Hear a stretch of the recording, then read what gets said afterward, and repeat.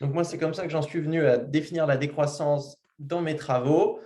Je vous laisse lire la définition. Vraiment, la définition minimale, c'est une réduction de la production et de la consommation. Alors, au fil de cette discussion, on va se rendre compte qu'il n'y a pas une espèce de symétrie entre croissance et décroissance. C'est-à-dire croissance, augmentation positive du PIB, décroissance, croissance négative du PIB. Ça, en fait, ce n'est pas ça. La décroissance, ça a évolué pour devenir toute une stratégie environnementale, tout un paradigme d'approche de la transition écologique et sociale.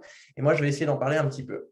Mais avant ça, quand même, on va partir du point de départ de la décroissance, qui est une triple critique de la croissance. Et cette critique, elle est triple, elle part de dire que la poursuite de la croissance dans un pays à haut revenu comme la France est écologiquement insoutenable, car on ne peut pas découpler économie et écologie. Alors, là, c'est la nature du débat, et j'expliquerai plus tard qu'est-ce que je veux dire. C'est la première limite. Mais même si cette limite n'existait pas, disons que la croissance était 100% verte, complètement, sans aucun souci écologique, il y aurait quand même deux autres critiques de la croissance économique. Une deuxième, une critique sociale, qui explique qu'il y a des limites sociales à l'augmentation de la production marchande et des limites sociales et morales à la marchandisation d'une société. Donc ça, c'est la deuxième limite qui n'a rien à voir avec l'environnement. Et la troisième, qu'on pourrait appeler une limite politique, qui dit que la poursuite de la croissance dans un pays à haut revenu peut devenir inutile, voire contre-productive, si elle n'arrive pas à éradiquer la pauvreté, à réduire les inégalités, à créer de l'emploi de qualité, à abonder les budgets publics et à garantir une augmentation des conditions de vie générales de la population. Si la croissance ne fait pas cela, qu'elle soit soutenable ou pas, ça ne sert à rien de l'avoir. Donc, on a cette triple critique. Aujourd'hui, j'ai décidé de vous parler de la première et peut-être dans la discussion, on pourra revenir sur les deux autres. La première, c'est l'argument écologique. Et je veux partir un petit peu de l'atmosphère présente. On nous dit souvent que la croissance des pays à haut revenu est verte ou au moins est en train de le devenir. Et Eric a très bien représenté… S'il vous plaît, Ludovic, mettez-vous sur… Pardon. Vous mettre sur mute, s'il vous plaît. Voilà, Eric nous a donné un bon exemple de ce constat. Et moi, je vais essayer de vous montrer que ce constat est faux à, on va dire, 98%. Donc, il n'est pas complètement… Il y a un petit peu de vérité, mais très principalement, il est faux. Et je vais vous montrer ça en 7 étapes. Alors, pourquoi? Le problème, c'est qu'on ne parle que de carbone, comme si le changement climatique était la seule crise environnementale qui nous faisait face aujourd'hui, comme si nos économies n'avaient besoin que d'un puits à gaz à effet de serre pour pouvoir fonctionner. Alors ça, c'est très problématique. Moi, en économie écologique, en fait, on regarde à la fois les sources et les puits, c'est-à-dire qu'on essaye de quantifier, d'évaluer toutes les interactions entre l'économie et l'environnement. Là, vous pouvez voir le donut de Kate Raworth avec les limites planétaires de Johan Rockström, qui nous donne une version peut-être un petit peu plus holistique de comment des conséquences environnementales de la croissance économique. Donc, ça déjà, cet argument tout seul suffit à montrer que même si on arrivait à parfaitement décarboner la croissance d'une économie, il nous resterait tout un panel de problèmes liés à l'artificialisation des sols, à la pollution de l'air, à la pollution de l'eau, à l'utilisation des matériaux, à l'extraction des minerais, aux impacts sur les écosystèmes et leurs conséquences sur la biodiversité. Toutes ces choses-là que les économistes ont très mal étudiées pour l'instant et que quand on regarde les chiffres, ça nous donne moins de raisons d'être optimistes. Mon deuxième problème, c'est qu'on ne comptabilise pas les importations. Alors ça, Eric en a un petit peu parlé. Bien sûr, délocaliser les productions polluantes à l'étranger, ce n'est pas vraiment de la croissance verte, c'est juste un déplacement du problème. En France, maintenant, on a les chiffres. On sait bien que les émissions nettes importées, c'est environ la moitié de notre empreinte carbone. Donc, bien sûr, si on ne mesure que les émissions territoriales, on va avoir l'illusion d'un découplage. Problème, c'est que c'est seulement 8% de toutes les études faites sur le découplage depuis les années 90 qui mesurent les émissions avec des indicateurs d'empreinte. Donc là encore, tous les succès aujourd'hui de la croissance verte, il y en a beaucoup qu'on peut minimiser, voire parfois annuler si on remplace les indicateurs territoriaux par des indicateurs d'empreinte. Mais soit, moi je vais continuer quand même et jouer avec les chiffres que nous a donnés Eric, qui eux prennent en compte les indicateurs d'empreinte. Donc, ça nous ramène à un troisième problème. Alors, très souvent, on va parler, là, j'avais noté, voilà, Eric nous disait, en France, on a réduit les émissions de 19% entre 2000 et 2019. Donc, quand on voit ça, on a l'impression, oui, bon, on a eu de larges réductions. Mais ce qui est plus intéressant, c'est qu'il faut regarder les taux de réduction annuels. Alors, quand on regarde les taux de réduction annuels, on se rend compte que ces taux de réduction, ils varient. Il y a des périodes, en fait, où les réductions ici de gaz à effet de serre, elles diminuent plus rapidement. Donc là, on voit, on a des taux qui dépassent les 4%. Et il y a d'autres périodes où c'est un petit peu plus mou. Alors, pourquoi c'est important de prendre ça? Parce que il y a certains changements qui nous donnent des gains de découplage en une fois. Donc, par exemple, aux États-Unis, quand les États-Unis sont passés du charbon au gaz, bien sûr, les émissions ont diminué. Mais après ça, si on continue à construire des infrastructures de gaz, on va voir les émissions, elles se sont recouplées à un niveau plus bas, mais elles ne se sont pas complètement découplées. Pareil, si on construit une infrastructure, des centrales nucléaires par exemple, il va y avoir peut-être une empreinte ciblée pendant la construction et ensuite pas grand-chose pendant toute la durée de vie de l'infrastructure. Mais ensuite, si on doit en reconstruire une nouvelle, là, on va voir peut-être une réaugmentation des gaz à effet de serre. Donc, c'est très important de regarder sur la longue durée la dynamique un petit peu du découplage et peut-être de se poser la question, est-ce que les gains de découplage qu'on a aujourd'hui ne sont pas amenés à ralentir dans le futur? Et ça, on en reparlera dans la discussion. Problème numéro 4. Un découplage relatif ne sert à rien. Donc, petit point théorique sur la définition entre un découplage relatif et un découplage absolu.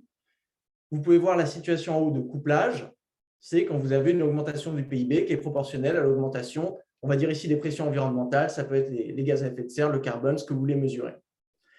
Le découplage relatif, c'est la courbe jaune. C'est-à-dire qu'on est relativement moins polluant par unité de PIB, mais vu que le PIB augmente quand même beaucoup plus vite que la baisse des pressions environnementales, on n'a pas de décroissance absolue de notre impact sur l'environnement. Alors ça, c'est très décevant parce qu'on sait aujourd'hui, et le GIEC nous dit, et toutes les instances environnementales, que dans un pays comme la France, qui a justement dépassé ses limites planétaires, il faut des réductions absolues. Donc, il faut que notre découplage passe ce petit point de découplage à zéro. Mais ça ne suffit pas juste de le dépasser et d'avoir une petite réduction de 0,0001%. Parce que ça n'aurait aucun impact non seulement sur la stabilité climatique, mais sur n'importe quel problème écologique. Ce qu'il nous faut, c'est un découplage absolu d'une ampleur suffisante, non seulement d'une ampleur suffisante pour nous amener en dessous d'une limite planétaire, mais y aller aussi rapidement, parce que si on y arrive en 2100, ce n'est pas assez, il faut y arriver dans la décennie qui vient, d'ici 2030. Donc là, il y a cet aspect où beaucoup on célèbre des cas de croissance verte sans trop spécifier quel genre de découplage on a. Et dans la plupart des pays du monde, c'est du découplage relatif. OK ? Alors, Eric a raison. Dans quelques pays au monde, alors il se trompe quand il dit dans la plupart des pays développés depuis 2000, et j'ai les papiers ici pour le prouver, le découplage absolu est plus une exception que la règle, même dans les pays à haut revenu. Et dans tous les cas, quand on regarde les taux de découplage, ils sont très faibles. Alors là, je prends une étude quand même assez respectée de Corinne Lequerré de 2019, qui a beaucoup été utilisée par le GIEC, qui nous montre que voilà, les meilleurs cas de découplage absolu sur une période allant de 2005 à 2015, on a 18 pays. Donc 18 pays, ce n'est pas la plupart des économies à haut revenu. 18 pays, c'est quand même un tout petit groupe.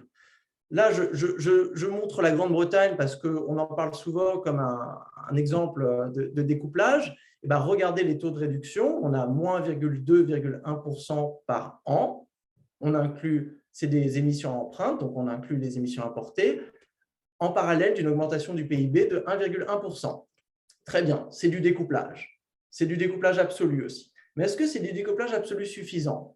Non, la Grande-Bretagne s'est engagée à réduire ses émissions de 5,1%, donc ça, ce n'est pas beaucoup, le 2,1% qu'elle a réussi à atteindre. Mais si on regarde les émissions que la Grande-Bretagne aurait besoin de réduire pour pouvoir rester dans le 1,5 degré de l'accord de Paris, on retrouve des taux de réduction de 13% par an.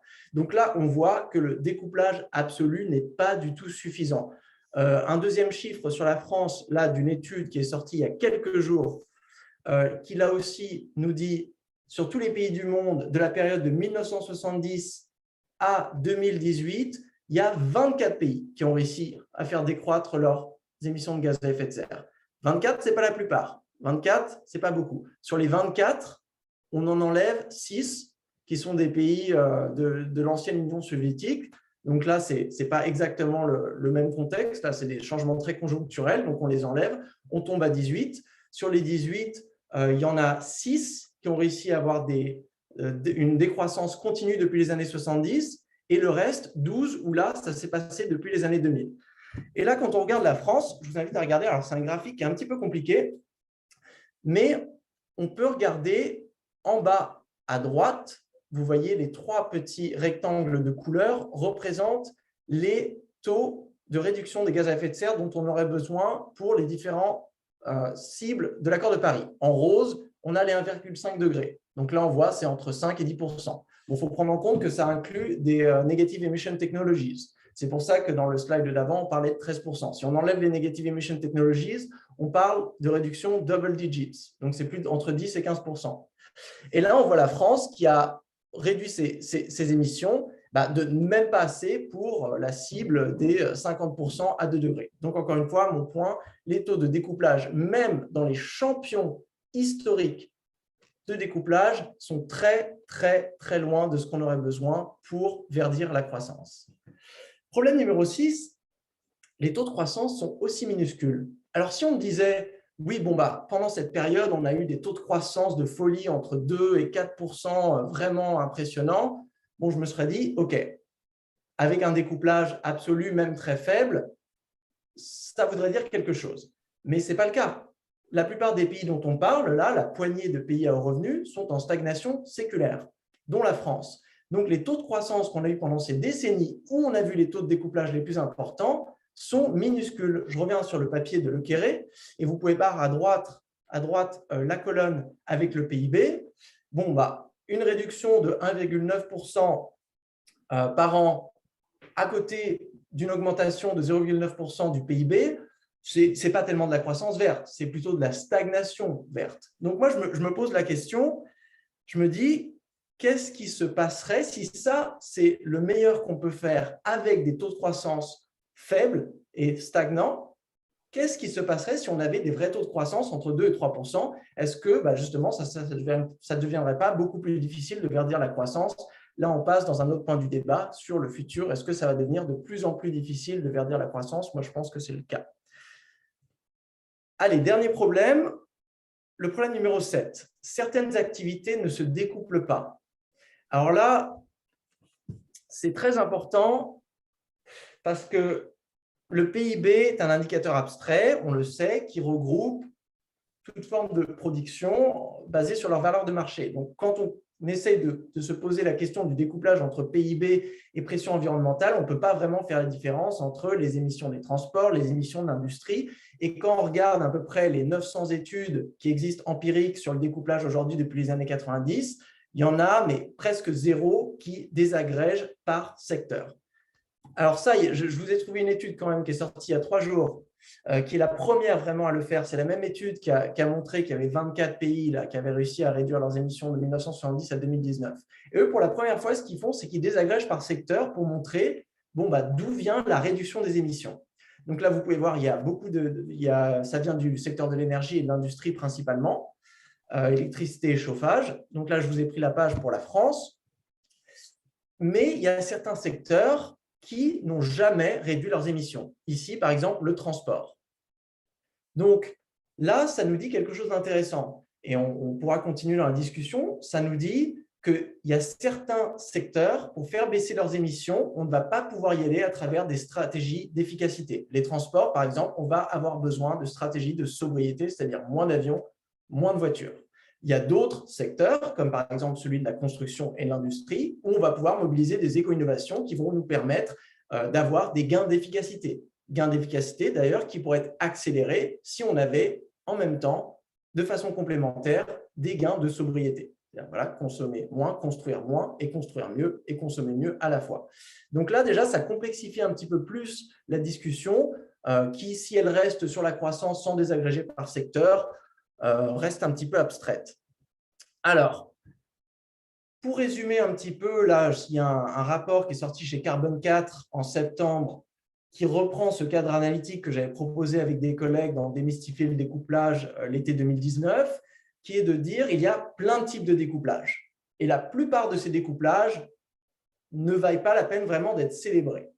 Donc, c'est pour ça, là, par exemple, le découplage dont on aurait besoin pour pouvoir concilier continuation de la croissance économique dans un pays comme la France et soutenabilité écologique, il doit être absolu, il doit être total, c'est-à-dire qu'il doit inclure le carbone, le méthane, les émissions de gaz à effet de serre, mais aussi les impacts sur l'eau, sur la biodiversité, sur l'usage des sols, sur l'extraction des métaux, des minéraux en général, sur l'artificialisation des sols, tout ce que vous pouvez penser en pression environnementale, donc total, absolu, total, mondial, bien sûr. Bon, là, on voit que ça devient un défi complètement différent, mais là, on pourra en parler aussi, des différents défis concernant la croissance entre les pays du Sud et les pays du Nord. Il doit être pérenne, donc ça ne peut pas être juste des gains temporaires. Donc, on fait une transition énergétique, d'un coup, ça nous fait descendre une marche d'émissions, mais après, vu qu'on continue d'augmenter la demande énergétique, l'infrastructure énergétique, elle augmente les tirages sur l'environnement. C'est le cas même des énergies renouvelables. 1 kW d'énergie renouvelable, ça demande 10 fois plus de matériaux qu'1 kW d'énergie fossile. Quand on découple, et là on le voit dans les pays à haut revenu, quand on découple les émissions, souvent on recouple l'utilisation des matériaux, qui est vachement plus dur à prendre en compte sur les émissions importées liées à l'extraction des minéraux et des métaux, qui est souvent sous-estimé. Donc il doit être pérenne et il doit être rapide. Ça, c'est peut-être la critique la plus problématique pour la croissance verte, c'est qu'aujourd'hui, la stratégie de la croissance verte, toute seule, ne suffira pas à nous ramener en dehors de cette zone d'impact, de catastrophe environnementale décrite par Johan Rockström avec leurs limites planétaires, pas seulement en termes de changement climatique, mais sur tous les autres problèmes écosystémiques. Donc, il va falloir faire quelque chose de plus. Alors, je dis quelque chose de plus parce que ce n'est pas choisir entre croissance verte et décroissance. C'est une discussion qui est beaucoup plus compliquée que ça, mais ce qui est certain, c'est que je pense qu'on ne va pas pouvoir rester dans un modèle civilisationnel centré sur une augmentation continue et exponentielle de la production et de la consommation. Mais là, il faut se rappeler aussi, et je l'avais dit dès le départ, ça, c'est que l'argument écologique. Donc, dans le corpus décroissant, il y a un argument social et politique. 2 minutes encore. De quoi? 2 minutes. D'accord. À quoi ça ressemble en pratique? Là, je vous ai sorti les scénarios de transition de l'ADEME qui sont sortis il y a quelques jours. Ils nous proposent 4 scénarios. Et vous pouvez voir leur scénario numéro 1, génération frugale. Je vous laisse aller voir les détails. Le rapport est énorme, il fait 700 pages, mais grosso modo, quand on regarde, c'est vraiment une description de la décroissance. Donc là, qu'est-ce qu'on voit, par exemple, pour les transports? Transport, ce secteur qu'on ne peut pas découpler. Qu'est-ce qu'il faut faire? Il faut arriver à utiliser moins de voitures, à prendre moins l'avion, à encourager la mobilité active, ces choses-là. Ça, c'est des stratégies de sobriété, de frugalité, de décroissance. Bien sûr, on n'a pas choisir entre faire du vélo et investir dans des éco-innovations. C'est des choses qui peuvent être faites en parallèle. Mais là, quand même, je veux juste dire que ces stratégies de sobriété, de frugalité, de décroissance, on n'en a pas parlé pendant presque 20 ans, quand la croissance verte avait la cote, alors qu'aujourd'hui, on devrait justement leur faire une place sur le devant de la scène, se rendre compte que la croissance verte n'a peut-être pas donné ses fruits et qu'il va falloir faire autre chose, le plan B. Je termine avec une autre étude que j'aime beaucoup qui est sortie la semaine dernière pour dire que cette question, est-ce que la croissance pourrait être verte, n'est pas la bonne question. Ça, c'est typiquement, c'est une question d'économiste.